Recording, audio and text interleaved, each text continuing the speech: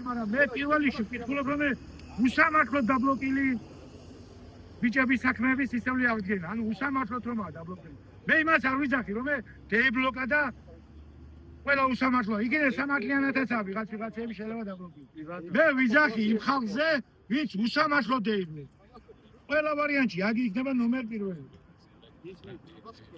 გებიჭო. საკომისიო ახლა დავიწყოთ თემა. საკომისიო შემცირება 10%-მდე. ისე როგორც იყო ეს ჩილებში, როდესაც ვოლტი, ანუ ტაქსიფაი შემოვიდა ბაზარზე 2016 წელს. ანუ 10%-ზე უნდა დევიდეს საკომისიო. ასევე ყველა ეს მოთხოვნები ეხება მაქსიმს Yandex-ის კომპანიებსაც. თქვენ იგი არ იფიქროთ, რომ მარტო ჩვენ თავზე ვზრუნავთ, არა. ჩვენ საერთო საქმეზე ვზრუნავთ ახლა. ეს პირველი. შემდეგი. ბოდიში. ხო, გარანტირებული შემოსავალი რო ქონდეს, ძღოლებს ეს ტარიფი უნდა 10% აუცილებლად.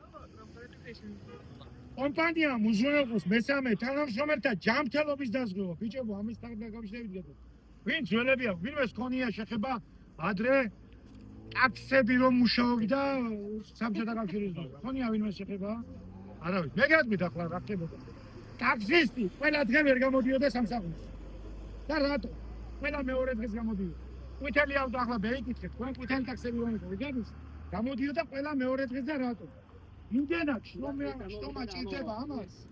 რომ წესით, ახალე კაცი წესით ყველა დღე არ დამუშავა. იმდენად შრომატევადი საქმეა აი საქმე, რასაც ჩვენ ახლა ვიმსახურებთ. ჩვენ პროსტა იმისაკი არა მარტო რომ მანქანები გვიბუჟდება. ჩვენ ძალიან გვერყევა ჯანმრთელობა. 4. მგზავრების ტარიფში გადაანგარიშდეს საცობში გატარებული დრო, აუცილებლად.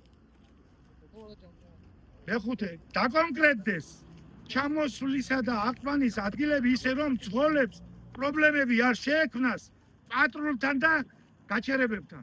ანუ ასალარიანებს წერენ კიცით რა დღეში და მაღაზიაზე ვარტყან კრუგს და აი ბენზინი კიდე იწვა. იქნე რომ არ გაჩერენ. ხო არ უნდა ელოდოთ. თვითონ რომ ჩამო